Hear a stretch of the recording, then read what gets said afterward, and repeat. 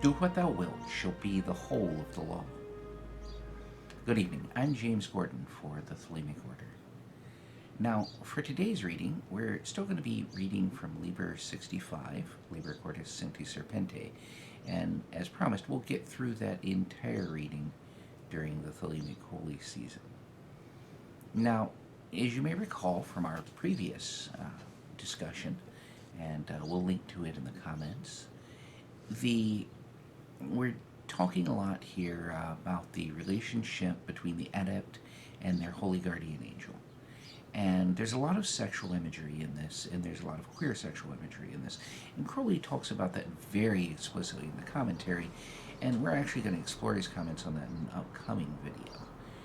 So, as we read through this, hope you'll be aware of the symbolism and listen to some of this rather beautiful early 20th century writing.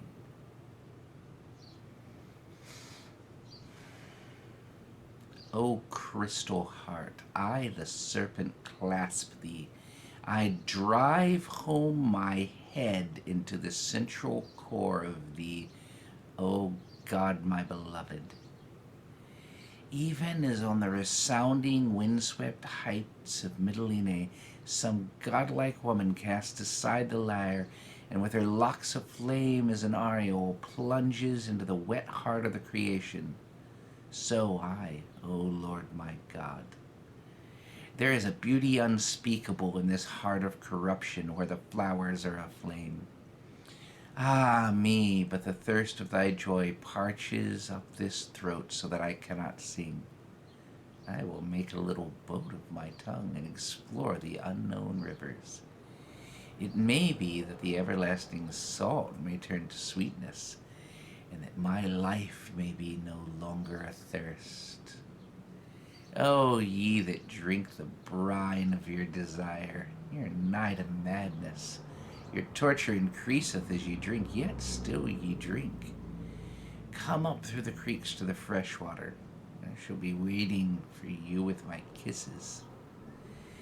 As the bezoar stone that is found in the belly of the cow, so is my lover among lovers. O honey boy, bring me thy cool limbs hither. Sit us a while in the orchard until the sun go down. Let us feast on the cool grass. Bring wine, ye slaves, that the cheeks of my boy may flush red. In the garden of immortal kisses, O thou brilliant one, shine forth. Make thy mouth an opium poppy, that one is kissed the key to the infinite sleep and lucid the sleep of Shiloam. In my sleep I beheld the universe, like a clear crystal without one speck. There are purse-proud penniless ones that stand at the door of the tavern and pray to their feats of wine-bibbing. There are purse-proud penniless ones that stand at the door of the tavern and revile the guests. The guests daily upon couches of mother and pearl in the garden. The noise of the foolish men is hidden from them. Only the innkeeper feareth, lest the favor of the king be withdrawn from him. Thus spake the magister VVVVV unto Adonai his God, as they played together in the starlight, over against the deep black pool that is in the holy place of the holy house beneath the altar of the holiest one. But Adonai laughed and played more languidly. Then the scribe took note and was glad. But Adonai had no fear of the magician in his play, for it was Adonai who had taught all his tricks to the magician. And the magister entered into the play of the magician. When the magician laughed, he laughed, all as a man should do. And Adonai said, Thou art enmeshed in the web of the magician. This he said subtly to try him. But the magister gave the sign of the magistry and laughed back on him. O Lord, O beloved, did these fingers relax on thy curls, or these eyes turn away from thine eye? And Adonai delighted in him exceedingly. Yea, O Master, thou art the beloved of the beloved one. The Binu bird is set up in Philae not in vain. I, who is the priestess of Ahathor, rejoice in your love. Arise, O Nile god, and devour the holy place of the cow of heaven.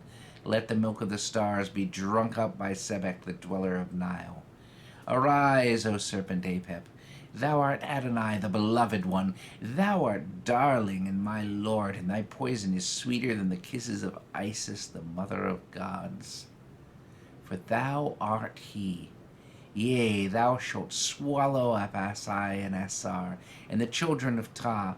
Thou shalt pour forth a poison to destroy the works of the magician. Only the destroyer shall devour thee. Thou shalt blacken his throat, wherein his spirit abideth. Ah, serpent Apep, but I love thee. My God, let thy secret fang pierce to the marrow of the little secret bone that I have kept against the day of vengeance of Hurka. Let Kefra sound his sharded drone. Let the jackals of day and night howl in the wilderness of time. Let the towers of the universe totter, and the guardians hasten away. For my Lord hath revealed himself as a mighty serpent, and my heart is the blood of his body. I am a love-sick courtesan of Corinth. I have toyed with kings and captains and made them my slaves. Today I am the slave of the little asp of death. Who shall loosen our love?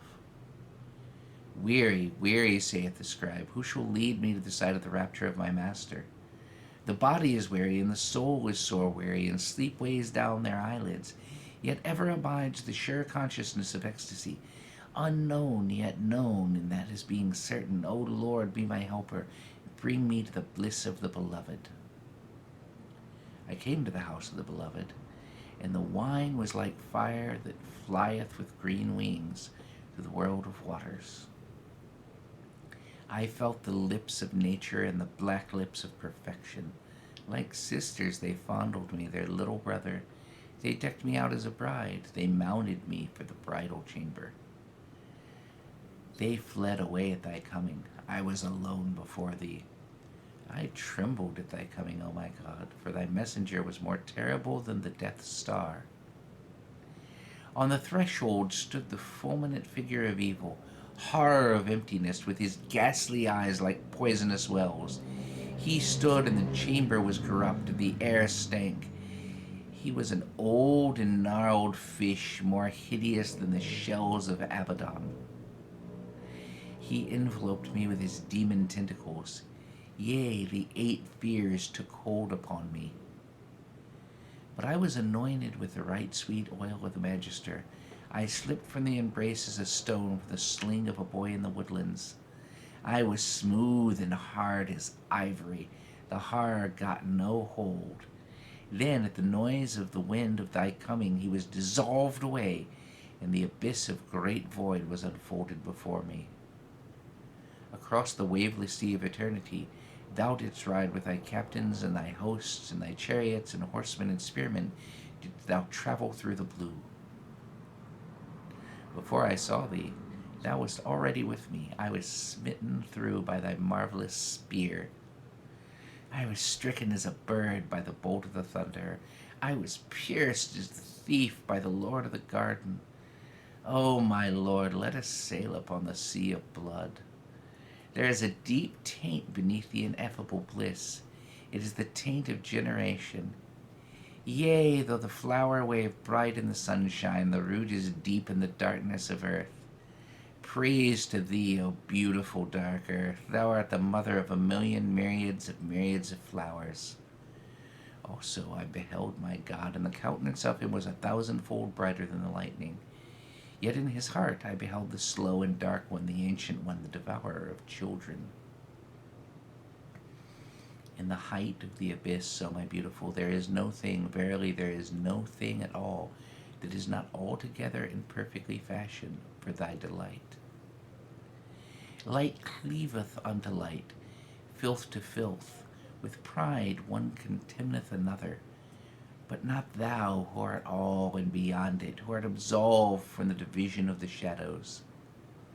O day of eternity, let thy wave break in foamless glory of sapphire upon the laborious coral of our making. We have made a ring of glistening white sand, strewn wisely in the midst of the delightful ocean. Let the palms of brilliance flower upon our island. We shall eat their fruit and be glad. But for me, the lustral water, the great ablution, the dissolving of the soul in that resounding abyss. I have a little son like a wanton goat. My daughter is like an unfledged eaglet. They shall get their fins that they may swim. That they may swim, O my beloved, swim far in the warm honey of thy being, O blessed one, O boy of beatitude. This heart of mine is girt about with a serpent that devoureth his own coils. When shall there be an end, O my darling? Oh, when shall the universe of the Lord be utterly swallowed up? Nay, who shall devour the infinite? Who shall undo the wrong of the beginning? Thou criest like a white cat upon the roof of the universe. There is none to answer thee. Thou art like a lonely pillar in the midst of the sea. There is none to behold thee, O thou who beholdest all. Thou dost faint, thou dost fail, thou scribe, cried the desolate voice, but I have filled thee with a wine whose savour thou knowest not. It shall avail to make drunken the pale oil, the old grey sphere that rolls off in the infinite far off. They shall lap the wine as dogs that lap the blood of a beautiful courtesan, pierced through by the spear of a swift rider through the city. I, too, am the soul of the desert. Thou shalt seat me yet again in the wilderness of sand. At thy right hand a great lord and a comely. At thy left hand a woman clad in gossamer and gold, having stars in her hair. Ye shall journey far into a land of pestilence and evil. Ye shall encamp in the river of a foolish city forgotten. There shall ye be with me. There I will make mine habitation. As for bridal, I will come bedecked and anointed. There shall be a consummation accomplished. Oh, my darling, I also wait for the brilliance of the ineffable, when the universe shall be like a girdle for the midst of the ray of our love, extending beyond the permitted end of the endless one. Then, O thou heart, will I, the serpent, eat thee wholly up. Yea, I will eat thee wholly up. For the Thelemic Order, I'm James Gordon. Love is the law, love under will.